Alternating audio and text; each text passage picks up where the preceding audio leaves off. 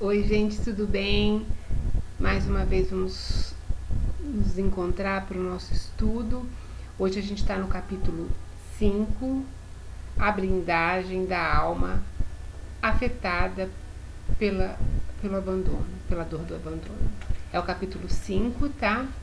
E achei muito interessante que eu havia conversado há algum tempo atrás com a Regina, uma grande amiga do Falando ao Coração, e ela tinha comentado sobre esse capítulo, que ele classifica algumas auras. E eu achei muito curioso, porque na verdade eu não lembrava exatamente do capítulo. E aí ontem, ao ler, eu vi e falei, nossa, foi o capítulo que a gente tinha conversado. E é muito interessante. Esse capítulo possivelmente vai causar algumas polêmicas. E eu acho, se não me engano, que na época que a gente estudou pessoalmente houve umas polêmicas, mas não sou eu que estou falando, essas informações não são minhas, eu só estou repassando, na verdade eu estou estudando, eu estou aprendendo junto com vocês. Então, eu não sou autora dessas informações, mas é bem interessante. E o capítulo começa: com raríssimas exceções, vivemos de uma forma na qual a mente produz uma matéria mental tóxica, extremamente danosa à saúde orgânica e emocional. Essa matéria, além de produzida pela nossa mente, ainda é acrescida das que são produzidas por outras pessoas e pelos demais ambientes. Sem noção dessa produção e captação constantes, ficamos sujos e não lavamos essa colônia de micro-organismos. E esse lavamos tem um rodapé que eu achei muito interessante. Todas as providências que podemos tomar para subir nosso padrão energético e vibratório são verdadeiros serviços de limpeza dessas colônias de micro-organismo. Podemos mencionar a oração, o passe, a meditação, o shiatsu, o jurei da messiânica, a comunhão, as bênçãos de forma em geral e as atitudes nobres, como o perdão, a fraternidade, a misericórdia, entre tantas outras. Isso são formas de limpar a nossa aura. Interessante, né? Eu achei isso muito legal. Dos micro-organismos que têm vida própria e se alojam no duplo etéreo, agravando a natureza da aura, o que é o escudo protetor de blindagem contra essas matérias mentais. A nossa aura nos protege. A aura, ao mesmo tempo que é um resultado das manifestações dos corpos sutis, é também uma couraça que blinda a interferência vindo de fora ou da mente. Funciona como um escudo em relação às energias externas. É uma tela que permanece diante de cada chakra, como um exaustor para as emanações da vida mental. A vida moderna está tão complicada que mesmo que você faça a limpeza semanal, 7 dias depois, dependendo dos fatores emocionais e principalmente pelos fatores emocionais, já é necessária uma nova limpeza. Poucos de nós estamos aptos a viver mental e emocionalmente de maneira a evitar a formação dessas toxinas astralínicas na nossa aura e na nossa mente. Como todos estamos precisando, no mínimo uma vez por semana, desse banho energético para nos livrar das impurezas que são capazes, com o tempo, gerar uma segunda mente. Olha que sério! Criar uma segunda mente. Isso é muito sério. E aí coloca um rodapé, um segundo rodapé. Essas colônias se tornam indutoras e mantenedoras de formas pensamentos enfermiças no processo de fixação nos problemas e nas dificuldades. Isso é complicado, né?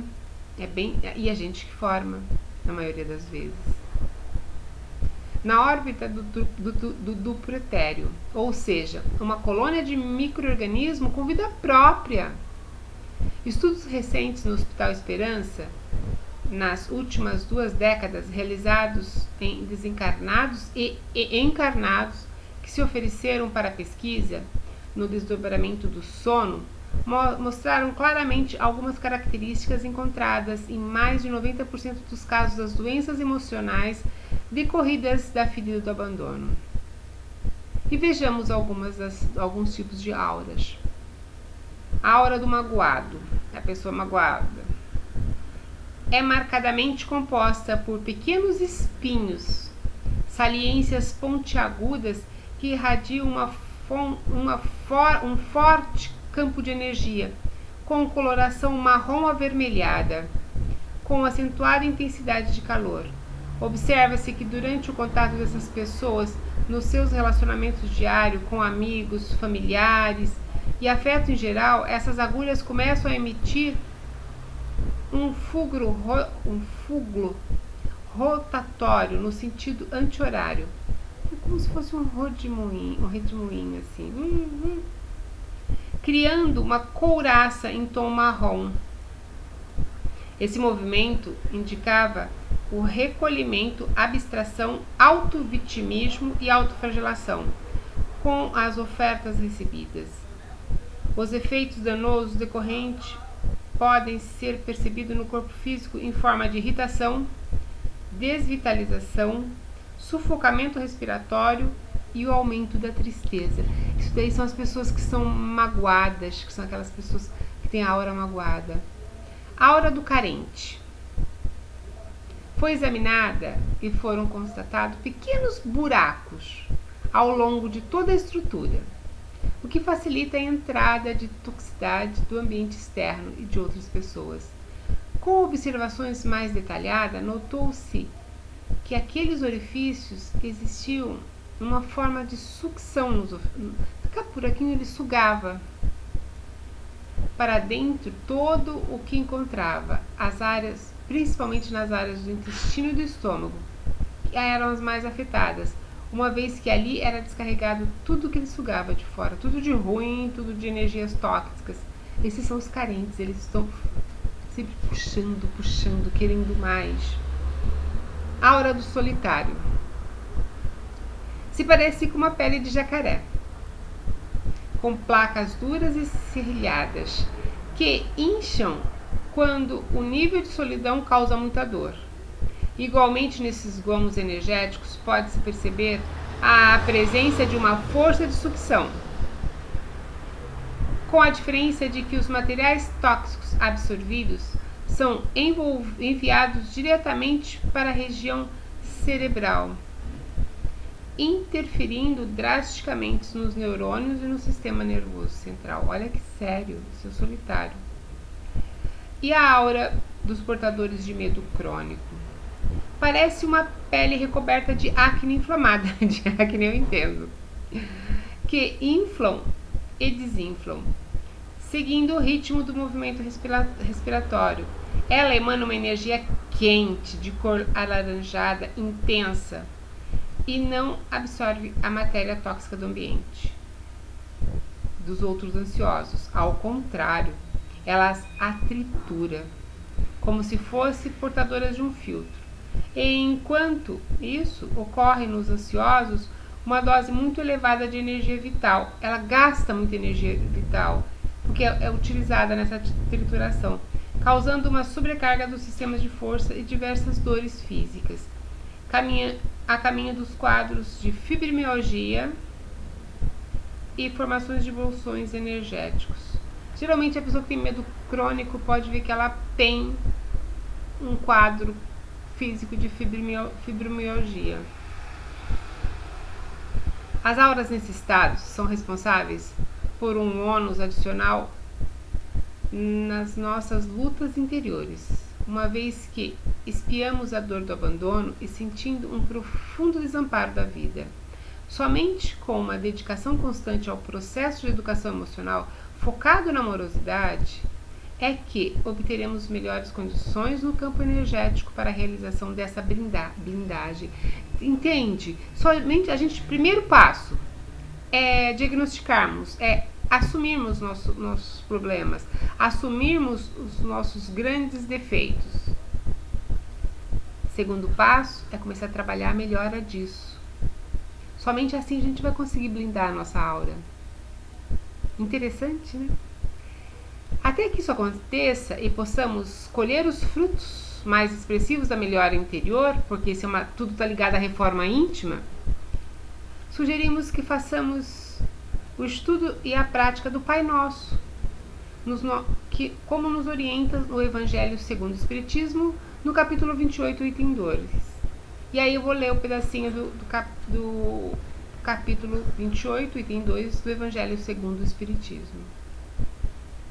Os espíritos recomendaram que, encabeçando essa coletânea, colocássemos a oração dominical. É uma coletânea de preces espíritas que tem, para quem não conhece, no Evangelho segundo o Espiritismo, o último capítulo é feito só com preces espíritas, que foram ditadas pelos espíritos no advento da criação do Evangelho segundo o Espiritismo. E ele está colocando para começar a oração dominical, que é o Pai Nosso.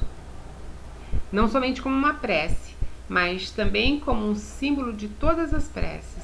É aquele colocado em primeiro lugar. Seja porque procedeu do próprio Jesus, isso está em Mateus, capítulo 6, versículo 9 a 13, seja porque podemos suprir a todas, conforme os pensamentos com que lhe conjuguem. É o mais perfeito modelo de concisão, verdadeira obra-prima da sublimidade na simplicidade. Com efeito, sobre a mais singela forma, ela resume todos os deveres do homem para com Deus, para consigo mesmo e para com o próximo. Encerra uma profissão de fé, um ato de adoração e de submissão, o pedido das coisas necessárias à vida e o princípio da caridade.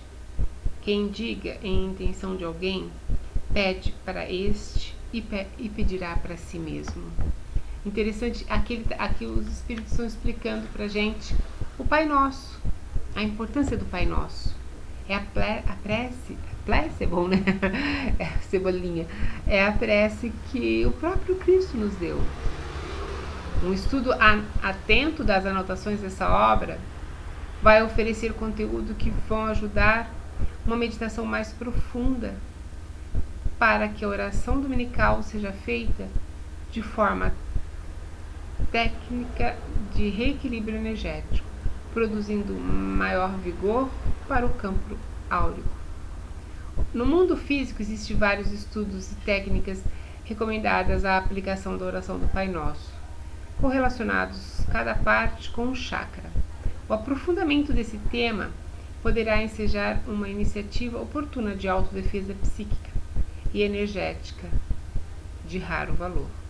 Além disso, a referida limpeza citada no início do texto contribuirá também para uma saúde espiritual melhor. A aplicação contínua das limpezas energéticas, seguidas das mudanças interiores necessárias, vai alterar o padrão vibratório, criar uma imunidade e força para a caminhada ante as nossas provas e aprendizados. Aqui, ela classificou os tipos de aura. O capítulo nos fala da blindagem dessa aura. Interessante isso, porque é a blindagem, é a proteção que a gente tem que fazer para estar bem. Porque a aura é uma proteção. E muitas vezes o medo crônico, a mágoa, porque tem pessoas que são naturalmente magoadas, parece que nasceram magoadas. As pessoas que são ansiosas, tudo isso leva a mudar a mudança da estrutura da nossa aura. Olha que sério! Os carentes crônicos, os solitários, que tomam isso como um problema. Não estou falando que uma pessoa que por opção prefere ficar sozinha, mas sozinha sentimentalmente falando, em relacionamento afetivo. Mas é aquela pessoa que realmente se isola, geralmente muda essa estrutura. E nesse capítulo ele nos dá algumas opções para que possamos melhorar essa aura. Além do que, primeiro, que temos que diagnosticar esse problema, temos que aceitar o problema. Porque o primeiro passo para a melhoria é aceitar o problema, é aceitar a enfermidade, é aceitar o defeito. O primeiro passo para vencermos um defeito e um vício é aceitar que a gente tem ele, né? Caso contrário, não tem. Então, nesse capítulo a gente vai estar vendo. Primeiro vamos achar em qual a gente se classifica. Eu me classifico não no magoado, talvez no solitário, não sei, ainda não sei, eu preciso pensar. Essa a gente vai pensar juntos. E aí eu vou colocar os nossos comentários. Vamos agradecer a Deus a oportunidade da vida, a oportunidade de estarmos aqui conversando sobre o capítulo 5. Interessante. Temos mais o capítulo 6 e 7. E aí na sexta-feira, dia 10, a gente já faz a primeira live com o capítulo 8. Primeira questão. Tenho consciência que sou responsável pelas construções mentais que emanam? Sou eu que sou responsável pelas construções mentais. Sai daqui primeiro. O que tenho feito para me limpar? Segunda questão. O que penso da aura do carente, solitário e dos medos crônicos? Me enquadro em alguma delas? Eu penso que deve ter vários outros tipos, mas Hermes trouxe só essas 3. Como vejo o Pai Nosso? E vamos refletir realmente sobre o Pai Nosso. Queridos, é muito bom estar aqui com vocês. E aí, mais uma vez, vamos agradecer a Deus Pai Todo-Poderoso por ter permitido que a gente está em mais um encontro. Que o Mestre nos envolva, que os nossos mentores bem-amados estejam conosco, para que possamos nos conhecer, nos amar e nos curarmos. Que a paz de Jesus seja com cada um de vocês.